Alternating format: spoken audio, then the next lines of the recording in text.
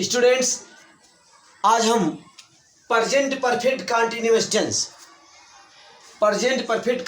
Tense के वाक्यों का ट्रांसलेट करना सीखेंगे। देखिए student, present perfect continuous tense, इसके वाक्यों की पहचान क्या है? देखिए समझिए। देखिए यहाँ हमने लिखा है प्रेजेंट कंटीन्यूअस टेंस की तरह इस टेंस के वाक्यों के अंत में भी रहा, रहे, रही शब्द आते हैं। ठीक है, ध्यान दीजिएगा। जैसे आपने पढ़ा था प्रेजेंट कंटीन्यूअस, ठीक है, प्रेजेंट कंटीन्यूअस टेंस का वाक्य जो आपने पढ़ा था उसमें वाक्य अंत में रहा है, रहे हैं। ठीक है, आपने देखा था वाक्य अंत में रहा, रहे, रही है शब्द आते हैं। देखिए इसे यहाँ वाक्य लिखा है, वहाँ पत्र लिख रहा है, तो वाक्य अंत में रहा है शब्द आ गया, तो ये वाक्य प्रेजेंट कंटीन्यूअस टेंस में है। ठीक है, तो यहाँ पे क्या है, प्रेजेंट कंटीन्यूअस की तरह इस टेंस के वाक्यों के अंत में भी रहा, रहे, रही शब्द आते हैं। ठीक, लेकिन इस टेंस के वाक्यों में समय भी दिया रहता है, इस टेंस के वाक्यों में समय भी दिया रहता है। देखिए अब यहाँ वह पत्र लिख रहा है, तो ये वाक्य प्रेजेंट कंटीन्यूअस में हो गया क्योंकि वाक्य अंत में रहा है शब्द आ गया। लेकिन ध्यान दीजिए, अब यहाँ मैंने लिखा है, देखिए वह 2 घंटे से पत्र लिख रहा है। ठीक, तो वाक्य अंत में रहा है शब्द आ गया, लेकिन समय भी दिया है। क्या दिया है? वाक्य में समय भी, वाक्य में समय भी दिया हुआ है, इसलिए ये किस में हो गया? ठीक है, ये वाक्य किस टेंस में है? ये प्रेजेंट परफेक्ट कंटीन्यूअस टेंस में। किस में माना जाएगा? ठीक है, ये वाक्य प्रेजेंट परफेक्ट कंटीन्यूअस टेंस का वाक्य। क्यों? क्योंकि यहाँ वाक्य अंत में रहा है शब्द तो आया ही है। ठीक है, वाक्य में समय भी दिया हुआ है, तो इस तरह से आप समझ सकते हैं। ठीक, तो वह पत्र लिख रहा है, ये प्रेजेंट कंटीन्यूअस टेंस का वाक्य है, लेकिन वह 2 घंटे से पत्र लिख रहा है, ये प्रेजेंट परफेक्ट कंटीन्यूअस टेंस का वाक्य। इस तरह से आप समझ सकते हैं। ठीक, तो इस पहचान को आप समझ गए। ठीक है, अब देखिए हेल्पिंग वर्ब, सहायक क्रिया। ठीक है, इस टेंस के वाक्यों का, ठीक है, वह 2 घंटे से पत्र लिख रहा है, शीला 8 बजे से खाना पका रही है। ठीक है, तो इसका ट्रांसलेट, इस टेंस के वाक्यों का ट्रांसलेट हम, ठीक है, कैसे करेंगे? तो इसके लिए हम देखिए हेल्पिंग वर्ब, ध्यान दीजिए, यहाँ helping verb has been, have been का प्रयोग करते हैं। तो यहाँ देखिए हैज बीन का प्रयोग कहाँ करते हैं, इसको समझ लीजिए। ठीक है, अब अगर वाक्य में सब्जेक्ट वह है, ठीक है, ही मीन्स वह, पुरुष के लिए।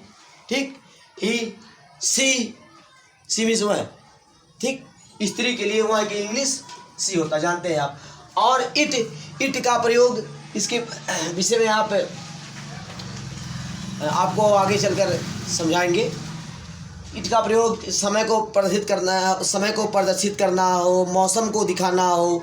ठीक है, तो वहाँ वाक्य को इट से प्रारंभ करते हैं। ठीक है, तो इसके विषय में हम अच्छी तरह से आगे अध्ययन करेंगे।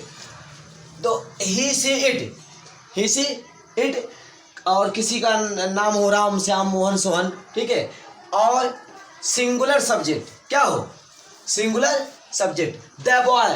देखिए द बॉय लिखे हैं, एक लड़का, तो ये सिंगुलर हो गया, आप समझ सकते हैं। अब यहाँ द बॉयज लिख दिए तो ये प्लूरल सब्जेक्ट हो गया, बहुवचन करता, प्लूरल सब्जेक्ट। अब देखिए द गर्ल, एक लड़की, ये सिंगुलर सब्जेक्ट है। ये क्या है? सिंगुलर, आप जानते हैं सिंगुलर। ठीक है, द गर्ल, एक लड़की। ठीक, द गोट लिखा जाए, द गोट, एक बकरी। तो इस तरह से singular subject, singular, the boy, the girl, the goat, singular subject के साथ। ठीक है, इस तरह से हैज बीन का प्रयोग करेंगे आप। ठीक है, तो इसको दिमाग में रख लीजिए। ही, सी, इट, किसी का नाम Ram, Shyam, Mohan, Sohan, Rita, Sita. The boy, the girl, the goat, singular subject हो तो इनके साथ हम हैज बीन का प्रयोग करते हैं, इसको दिमाग में रखना है। और देखिए, और अगर सब्जेक्ट क्या है स्टूडेंट्स? आई मीन्स मैं। ठीक, वी मीन्स क्या होता है आप जानते हैं, हम जानते हैं ना। तो सब्जेक्ट आई है, वी है, यू है, दे है। देखिए THEY, they subject, I, we, you, they है, और प्लूरल सब्जेक्ट्स है, बहुवचन करता। जैसे द गर्ल्स, देखिए यहाँ लिखे थे द गर्ल, एक लड़की, ये सिंगुलर है, लेकिन द गर्ल्स यस लगा दिया गया, प्लूरल सब्जेक्ट हो गया, बहुवचन करता हो गया। ठीक, the boys plural subjects, the goats plural subjects. तो प्लूरल सब्जेक्ट्स इनके साथ क्या करेंगे, हैव बीन का प्रयोग हम करेंगे इस टेंस में। ठीक है, तो समझ गए आप, आई वी यू दे। ठीक है, तथा प्लूरल सब्जेक्ट्स इनके साथ हैज बीन क्या कहते हैं, हैव बीन, हैव। ठीक, HAV, हैव बीन, इसका प्रयोग हम करते हैं, ध्यान दीजिएगा। तो अब आइए हम लोग आगे समझते हैं। तो आप हेल्पिंग वर्ब के लिए, ठीक है, कितनी बातों को आप समझ सकते हैं। ठीक है, इसको दिमाग में आप रखिए। अब देखिए आगे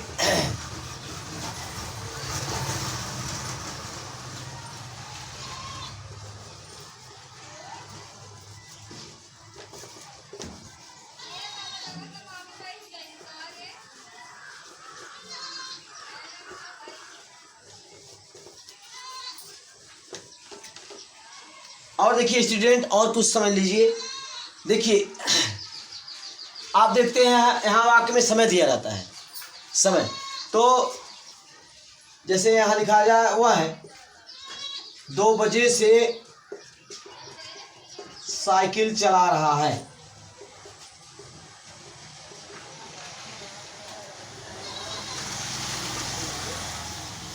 ठीक है, तो यहाँ वाक्य अंत में रहा है आ गया।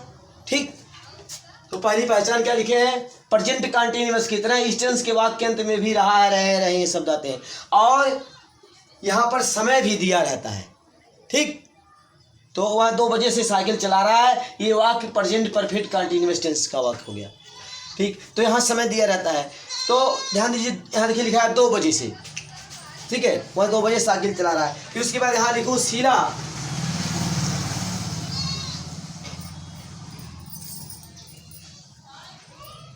शीला 2 घंटे से, यहाँ 2 घंटे लिख दिया जाए, 2 घंटे से खाना पका रही है।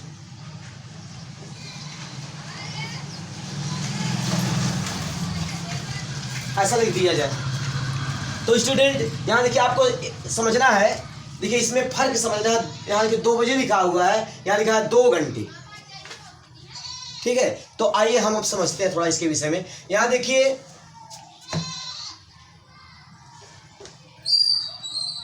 जब देखिए घड़ी में घंटे वाली सुई, देखिए यहाँ लिखा गया है वहाँ 2 बजे से साइकिल चला रहा है। देखिए 2 बजे, इसका मतलब क्या है, देखिए जब घड़ी में घंटे वाली सुई, आप समझ सकते हैं इस बात को, आप समझते हैं अच्छी तरह से। यहाँ देखिए जब घड़ी में घंटे वाली सुई, ठीक है, घंटे की जो सुई है, घंटे की जो सुई है वो कहाँ पहुंच गई, 2 पॉइंट पर। ठीक, और मिनट की सुई कहां पर पहुंच गई, 12 पॉइंट पर। जब घड़ी में घंटे की सुई 2 पॉइंट पे पहुंची और मिनट की सुई 12 पॉइंट पे पहुंची, तो आप कह देते हैं 2 बज गया। ठीक है, ठीक, तो इसे कहेंगे पॉइंट ऑफ टाइम। क्या कहेंगे स्टूडेंट, ये पॉइंट ऑफ टाइम। ठीक है, 2 बजे, ऐसे ही 2 बजे, 4 बजे, ये सब पॉइंट ऑफ टाइम होगा, समय का पॉइंट यहाँ पता है। ठीक है, एकदम फिक्स, एकदम निश्चित समय, क्लियर है। तो 2 बजे मतलब घड़ी में घंटे की सुई 2 पॉइंट पे पहुंची और मिनट की सुई 12 पॉइंट पहुंची, 2 बज गया। 4 बजे, 4 बजे का मतलब क्या हुआ, घड़ी में घंटे की सुई कहाँ पहुंच गई, 4 पॉइंट पे घंटे की सुई पहुंच गई, घंटे की सुई 4 पॉइंट पे पहुंच गई, और मिनट की सुई 12 पॉइंट पे पहुंच गई। तो आप क्या कह दिए, भैया 4 बज गया, यही ना। तो इस तरह से 2 बजे, 4 बजे, पॉइंट ऑफ टाइम, इसे पॉइंट ऑफ टाइम कहते हैं। 2 बजे से, 4 बजे से, 8 बजे से, ये पॉइंट ऑफ टाइम है। पॉइंट ऑफ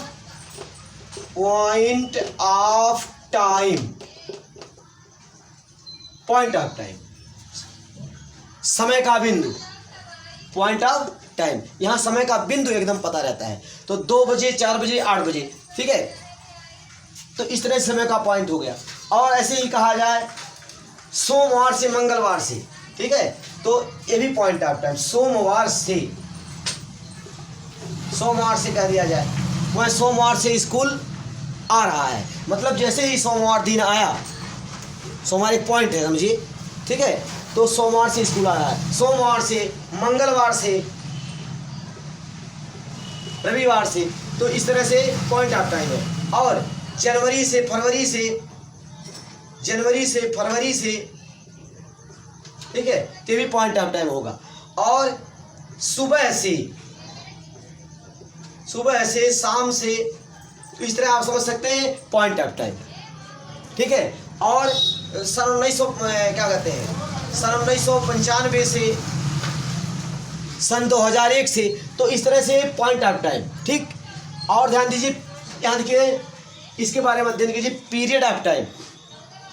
यहाँ देखिए, अब यहाँ देखिए 2 घंटे कह दिया गया, शीला 2 घंटे से खाना पका रही है, ठीक है, शीला 2 घंटे से खाना पका रही है, लेकिन आखिर कब से पका रही है खाना एकदम क्लियर नहीं है। शीला 2 घंटे से खाना पका रही है, समय की अवधि दिया है, ये क्या दिया है, समय की अवधि 2 घंटे, ठीक है। तो 2 घंटे कहने का मतलब क्या है, ये है पीरियड ऑफ टाइम, ये समय की अवधि, ये पीरियड ऑफ टाइम है 2 घंटे, ठीक है। रामू 4 घंटे से प्रश्नों को याद कर रहा है, क्या कहा जाए, रामू 4 घंटे से प्रश्नों को याद कर रहा है, तो 4 घंटे, ठीक है। तो 4 घंटे यहाँ पर निश्चित समय एकदम क्लियर नहीं है, ये एक समय की अवधि को बताया जा रहा है, समय का अंतराल बताया जा रहा है कि रामू 4 घंटे से प्रश्नों को याद कर रहा है। तो 2 घंटे 4 घंटे एक समय का अंतराल है, पीरियड अवधि, पीरियड ऑफ टाइम। तो 2 घंटे 4 घंटे पीरियड है। ऐसे ही स्टूडेंट आप समझ सकते हैं 2 वर्षों 4 वर्षों, ठीक है, वहाँ भी एकदम समय निश्चित नहीं, 2 वर्षों का आ जाए, 2 वर्षों 4 वर्षों, ठीक है। और 2 दिनों, देखिए अगर कहा जाए वह सोमवार से स्कूल नहीं आ रहा है, तो सोमवार क्या हो गया, पॉइंट ऑफ टाइम। लेकिन कहा जाए वह 2 दिनों से स्कूल नहीं आ रहा है, 2 दिनों से स्कूल नहीं आ रहा, ऐसा कहा जाए, तो 2 दिनों में क्या है, ये हम समय की अवधि को बता रहे हैं, ठीक है। तो ये क्या हो गया, पीरियड ऑफ टाइम, 2 दिनों, 4 दिनों, 2 दिनों 4 दिनों 5 दिनों, ये सब क्या है, पीरियड ऑफ टाइम। तो 2 घंटे 3 घंटे, ठीक है,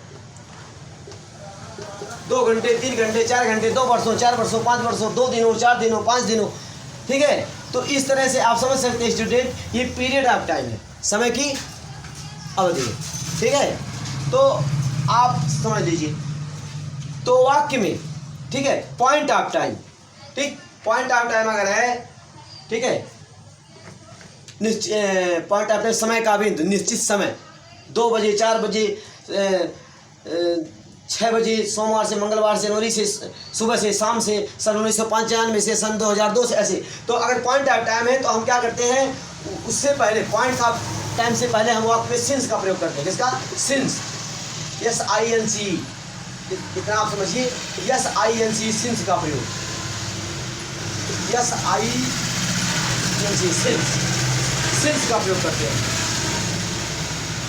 तो पॉइंट ऑफ टाइम से पहले हम सिंस का प्रयोग करते हैं। और अगर वाक्य में पीरियड ऑफ टाइम है, ठीक है, 2 घंटे 4 घंटे 5 घंटे, 2 वर्षों 6 वर्षों 7 वर्षों, 2 दिनों 4 दिनों 5 दिनों 6 दिनों, तो इस तरह से अगर पीरियड ऑफ टाइम है तो उससे पहले हम फार का प्रयोग करेंगे, ठीक है, उससे पहले हम फार का प्रयोग करते हैं, या फवार, दिमाग में आप रखिए, ठीक है। अब स्टूडेंट इस बात को आप समझिए, आपके समझ में पॉइंट ऑफ टाइम समझ में आ गया होगा, और पीरियड ऑफ टाइम क्या है ये समझ में आ गया होगा। अब स्टूडेंट हम आगे जो है आगे हमें क्या अध्ययन करना है, इसके विषय में हम अगले वीडियो में पढ़ेंगे। अब स्टूडेंट आज की पढ़ाई यहीं पर समाप्त करते हैं।